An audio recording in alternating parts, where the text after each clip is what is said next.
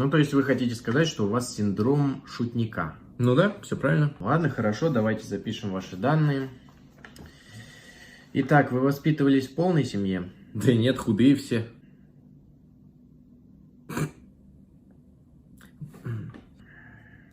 Ладно, давайте начнем с простого. Какой у вас пол? Чистый.